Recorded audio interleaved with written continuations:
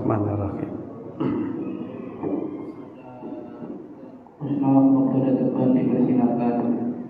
Assalamualaikum warahmatullahi wabarakatuh. Bismillahirrahmanirrahim. Alhamdulillahilladzi an'amana 'alaina bil matsihah wal afiyah wa arsyadana bil syariati maktuban bil Qur'an. Shalatu wassalamu ala Rasulillah Nabiyina Muhammadin wa ala alihi wa ashabihi wa man tabi'ana ma ba'du. Bapak Ibu dan sekalian, jamaah salat subuh Masjid An-Nur yang dirahmati Allah, seperti yang sudah saya sampaikan di awal Ramadan, untuk kajian kita pada edisi Ramadan ini ingin untuk memperkuat bagaimana merawat kemuliaan yang ada pada diri kita. Karena kita sebagai makhluk yang paling mulia diwanti-wanti oleh Allah Subhanahu wa taala agar ketika kita kembali kepadanya tetap dalam keadaan yang termuliakan, dan kemuliaan kita kembali padanya adalah ketakwaan yang kita bawa. Fatazawwadu fa inna khairaz zati taqwa fatakuni ya ulil albab. Perbekalilah diri kalian dengan perbekalan ketakwaan, dan itu sebaik-baik daripada perbekalan. Makanya puasa pun la'alakum tattaqun. Puasa sebagai ikhtiar kita untuk bisa menjadi yang bertakwa. Untuk merawat kemuliaan kita, yang pertama tentu kita harus meneguhkan kembali, menguatkan kembali terhadap tauhid yang ada pada diri kita. Tauhid yang mengajarkan kepada kita bahwa qul huwallahu ahad Allahus samad lam yalid wa lam yulad wa lam yakul lahu kufuwan ahad.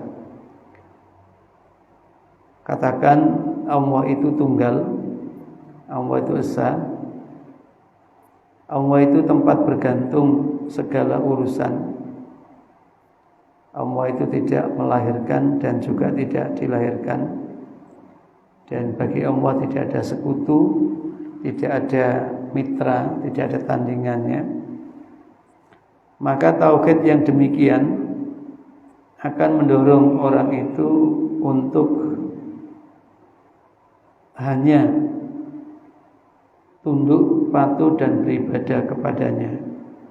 Jadi kalau orang itu sudah yakin bahwa tempat bergantungnya segala urusan dalam hidupnya itu Allah, maka dia akan membawa dirinya untuk tunduk dan patuh, mengabdi, menghamba, beribadah hanya kepada Allah Subhanahu wa taala.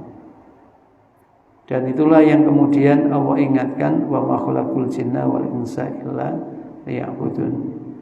Dalam surat Al-Dzariyat surah ke-51 ayat 56. Tidaklah aku ciptakan jin dan manusia ini kecuali agar supaya mereka itu menghamba, beribadah hanya kepada Allah Subhanahu wa taala. Maka untuk merawat kemuliaan manusia biar tidak tunduk kemudian patuh kepada selain Allah, maka tauhid ini harus diperkuat melalui rangkaian ubudiyah, rangkaian ritual atau ibadah, seperti yang kita kerjakan sholat 5 waktu.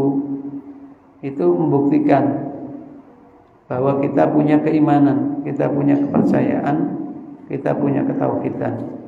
Begitu dipanggil hayya 'alas shalah, kita bangkit menuju tempat panggilan itu, kemudian diajak hayya 'alal falah, Takbiratul ihram, rukuk dan sujud, membaca tasbih, tahmid, tahlil, takbir untuk mendapatkan apa?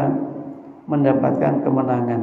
Karena yang maha agung, yang maha besar itu hanya Allah Subhanahu wa ta'ala. Antum asyadu khalqan amis sama'u banaha. Proses penciptaanmu ataukah proses penciptaan alam semesta ini yang jauh lebih rumit, lebih kompleks, lebih angel, lebih dahsyat?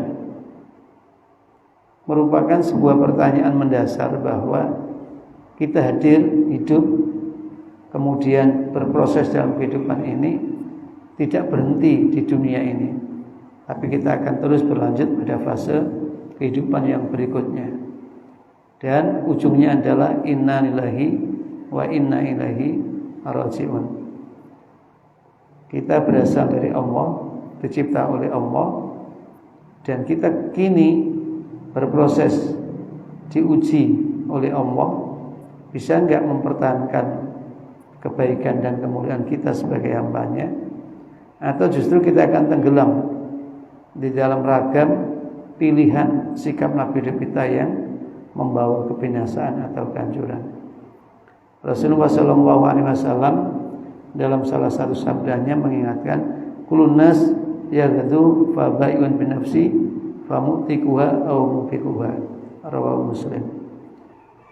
Setiap manusia itu berpagi hari bangun tidur terus mandi, bangun tidur beraktivitas, maka ketika aktivitas itu dimulai, dia sebenarnya sedang bertransaksi niaga, sedang berbisnis dengan dirinya.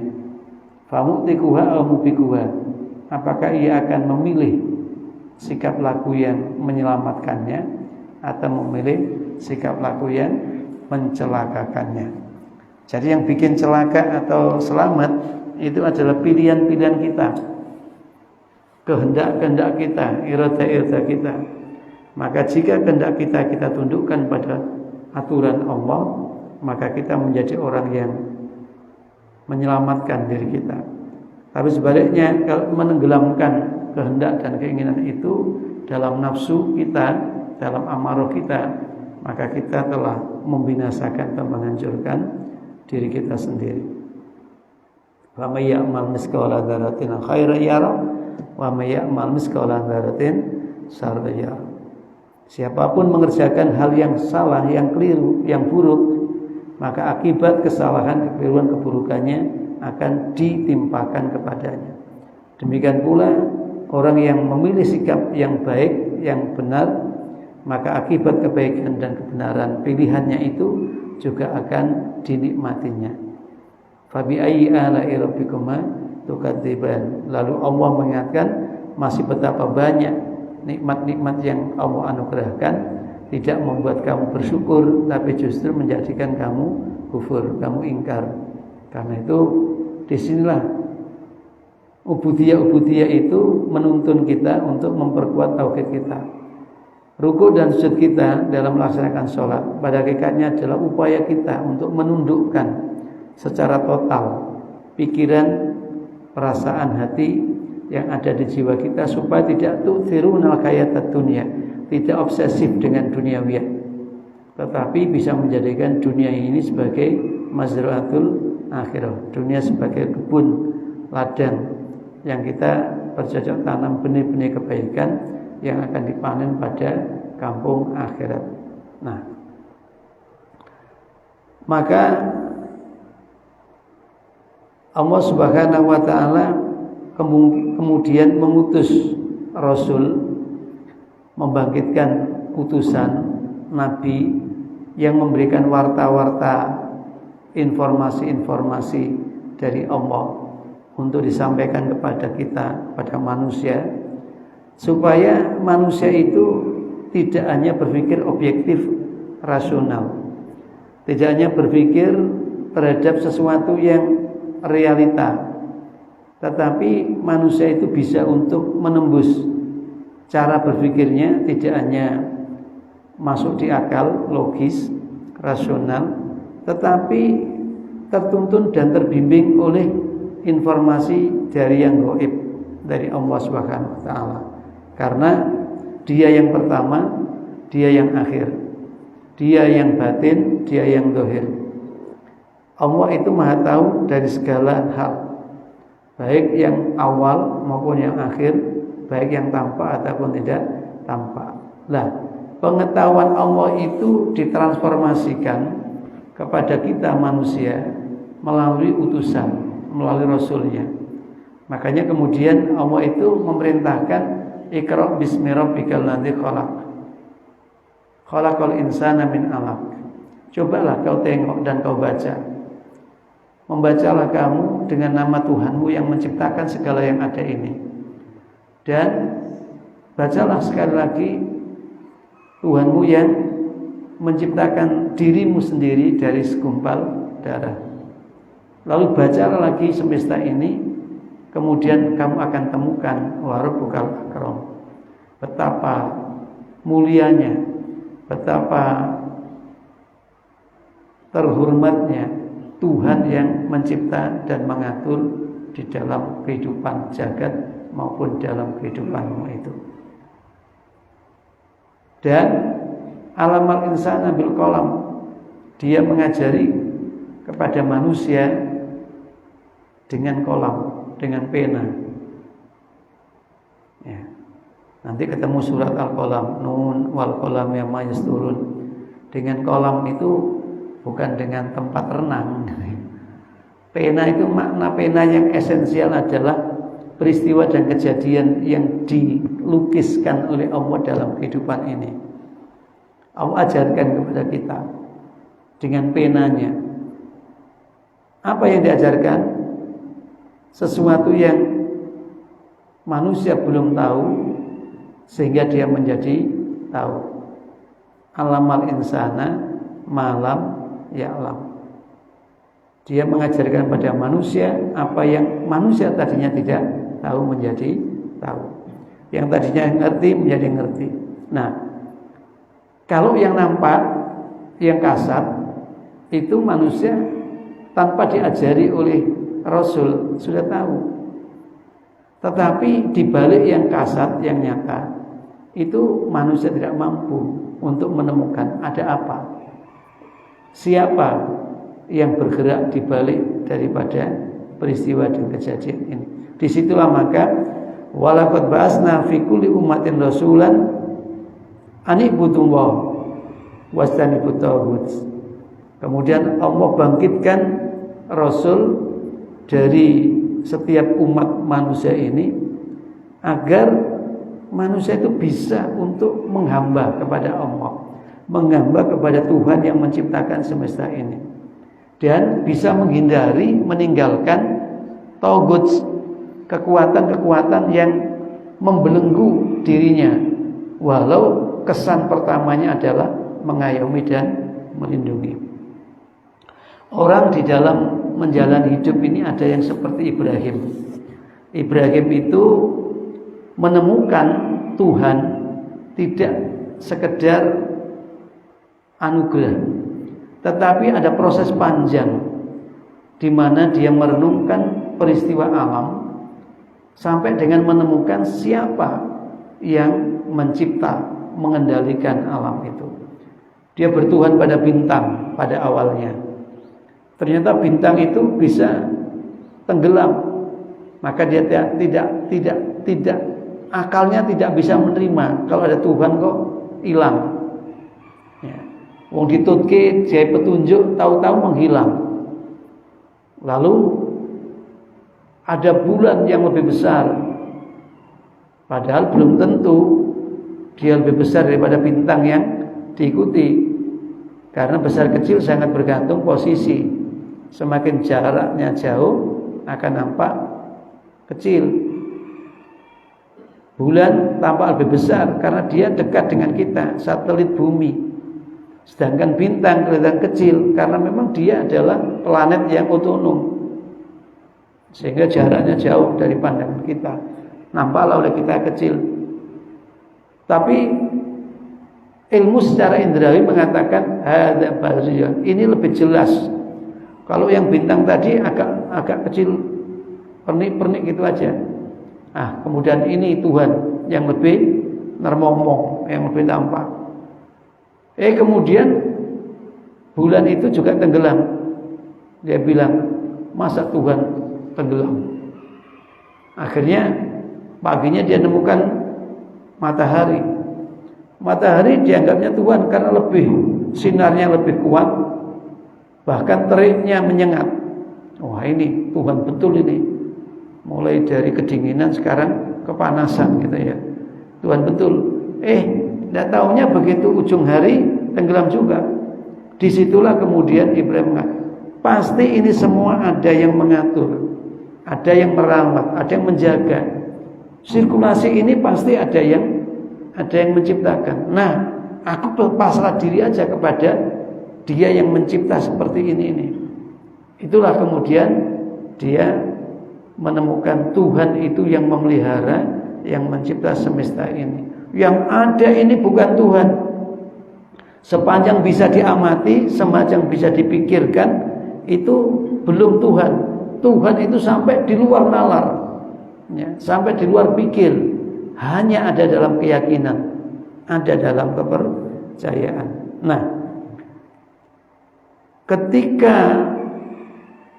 Ibrahim menemukan seperti itu, maka kemudian dia berlepas diri dari ragam kesyirikan, mempertuhankan kepada selain Allah, mempertuhankan kepada alam. Tidak, karena sepanjang dia masih bisa untuk diamati, maka dia adalah makhluk dan itu tunduk pada kekuatan Tuhan yang menciptakannya.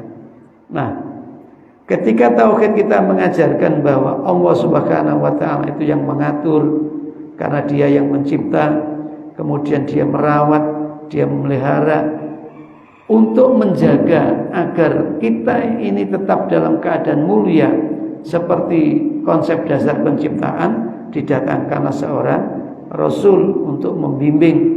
Maka kemudian kita diingatkan, laqad kana lakum fi Rasulillah uswatun hasanah. Sungguh telah ada percontohan yang terbaik bagimu dalam menjalani hidup ini. Siapa? Yaitu Rasulullah Muhammad sallallahu alaihi wasallam. Bagi kita umat Islam ini, umat diberi percontohan berupa kanjeng Nabi Muhammad sallallahu alaihi wasallam. Nah, jadi kalau melihat seperti itu, maka bagaimana cara memperlakukan Tuhan tadi itu, bagaimana cara kita mengabdi kepada Tuhan itu, maka harus mengikuti apa yang dicontohkan oleh Rasul, dicontohkan oleh kanjeng Nabi Muhammad sallallahu alaihi wasallam. Maka Rasulullah sallallahu alaihi wasallam dalam hadis Imam Bukhari disebutkan, innaka taqaddama ala qaumin min ahlil kitab falyakun awwala ma tad'uhum ila aywahidu wa ta'ala. Allah menyebutkan, sungguh engkau wahai Muhammad akan berdakwah kepada sebuah kaum dari ahli kitab. Jadi kanjeng Nabi itu tidak hanya dakwah kepada orang yang belum mengenal Alkitab. Belum mengenal Alkitab itu sering disebut dengan musyrikina, mufakina, orang-orang musyrik, orang-orang paganistik yang ada di sekitar Mekah, Madinah. Ahli kitab itu boleh jadi Yahudi, boleh jadi Nasrani. Sungguh engkau akan mendorong, mendakwai kepada kaum yang telah memiliki kitab itu. Maka falyakun awwala ma tad'uhum ila ayyiwahidullaha ta'ala. Maka cara untuk mendorong mereka supaya mereka betul-betul tahu diri, sadar diri, bisa menempatkan dirinya dengan tepat dan benar dalam menjalani hidup ini, maka hendaklah pertama kali yang kau serukan kepada mereka itu adalah agar mereka bertauhid kepada Allah Subhanahu wa taala. Makanya ayatnya ta'alau ila kalimatin sawain bainana wa bainakum alla ta'budu illallah. Wahai ahli kitab, yuk kita menuju pada satu kalimat yang sama di antara kami dan kalian, yang sama-sama dibawa oleh Rasul pendahulu, dibawa oleh Musa, Isa, sampai kepada Adam. Apa? Allah ta'budu illallah. jangan menyembah kecuali kepada Allah Subhanahu wa ta'ala. Nah, salah satu daripada penghambaan tadi wujudnya adalah sholat. Yang kedua wujudnya adalah dengan zakat. Kenapa zakat itu bagian daripada norma, aturan yang bisa meneguhkan terhadap keyakinan orang, kepercayaan orang, tauhid orang. Di dalam surah Fussilat surah ke-41 ayat yang ke-6 dan ke-7 Allah Subhanahu wa taala berfirman, "Wa wailul lil musyrikin," cilaka bagi mereka yang musyrik, bagi mereka yang tauhidnya bercampur dengan kesyirikan. Siapa? Alladzina la ya'tunaz zakata wa hum bil akhirati hum kafirun. Yakni orang-orang yang mereka tidak bisa untuk mengeluarkan zakat, sedang mereka beriman dengan hari akhir, percaya dengan hari akhir, tapi nggak iso ngetokno zakat. Maka hum kafirun. Keyakinan yang seperti itu hanya asumsi, hanya anggapan, hanya klaim, pengakuan saja. Tapi esensinya mereka itu adalah ingkar dengan kehidupan akhirat. Ya, sama dengan kalau panjenengan baca surah Yasin, itu kan ada wa idza qila lahum anfiqu mimma razaqakum wa qala alladziina kafaru lil ladziina amanu anut'imu ma la yasha'u ama. Ketika kau seru kepada mereka, hendaklah menyisihkan sebagian apa yang disisihkan oleh Allah untuk orang lain, maka orang kafir menjawab, ngapain kita ngasih makan kepada orang yang tidak diberi makan oleh Tuhannya. Jadi orang miskin itu seolah-olah orang yang memang tidak diopeni karo Gusti Allah. Padahal orang miskin itu dititipkan kepada mereka yang kaya, mereka yang berlebih. Tolong tuh openin saudaramu yang lagi nggak punya, ya, rawat. Kenapa? Dengan kau ngopeni dia, dengan kau menolong dia, wallahu fi aunil abdi maka al abdu fi auni akhi. Allah akan terus menolongmu ketika kamu menolong sesamamu. Allah akan senantiasa menolong hambanya sepanjang hamba itu menolong hamba Allah lainnya. Maka berbagi itu ada menolong diri sendiri. Nah, oleh karena itu nanti kalau sudah bicara mengenai zakat ini perbuatan yang sungguh amat berat. Kenapa? Bal tuhibbunal ajilah. Innal insana likubil khairi lasyadid. Manusia itu sangat pragmatis. Manusia itu dengan harta cintanya luar biasa. Karena saking cintanya dengan harta, dia bekerja banting tulang, peras keringat, tidak mengenal waktu. Begitu dapat rezeki pun tidak mau mengkonsumsi dengan baik dan benar. Dia simpan. Akhirnya apa? Menjadi tabungan bahan bakar nerakanya. Kalla innal insana la yatgha ar-ra'ahu istaghna. Kalla la yubhadanna fil hutama. Alladzi jama'a malahu wa 'addada. Kenapa? Karena setiap ia dapat, dia himpun, dia kumpulin, dia hitung-hitung saja, dan dia tidak manfaatkan untuk dirinya, keluarganya, famili kerabatnya, tetangga kanan kirinya, dan teman-teman sejawatnya. Padahal apa yang dianugerahkan oleh Allah hanya bisa memberi manfaat ketika dirasakan manfaatnya oleh orang lain. Jamaah rahimakumullah, terkait dengan zakat ini, pimpinan kita itu sudah memiliki upaya untuk mengoptimalkan fungsi daripada zakat, termasuk zakatul fitri, sehingga mengadopsi pandangan Imam Abu Hanifah yang menyebutkan bahwa terkait dengan distribusi zakatul fitri, zakat fitrah, pendistribusiannya tidak hanya terbatas pada saat malam hari raya atau hari raya atau hari setelah itu saja, tetapi distribusi zakatul fitri itu bisa diperluas sampai dengan sepanjang tahun, meskipun mengeluarkannya terakhir adalah sebelum yang bersangkutan menunaikan sholat Idul Fitri. Artinya amil zakat, panitia pada zakat al-fitr di jajaran kita didorong untuk betul-betul melakukan telaah kebutuhan masyarakat.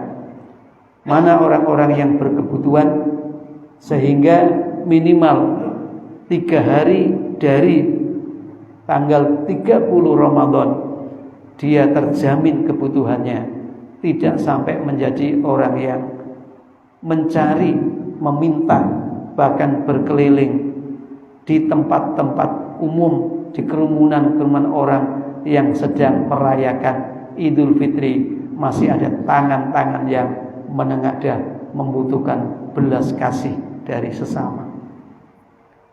Itu harus memastikan bahwa mereka sudah mendapatkan hak-haknya. Selebihnya dikelola untuk kebutuhan mereka pada hari-hari berikutnya. Karena umumnya wong nek gak duwe begitu oleh ikut dibelanjakno kabeh. Akhire mari ngono oleh 3 dinane wis padha ludes, jenenge telasan, telas beneran, entek-entekan ya. Ya.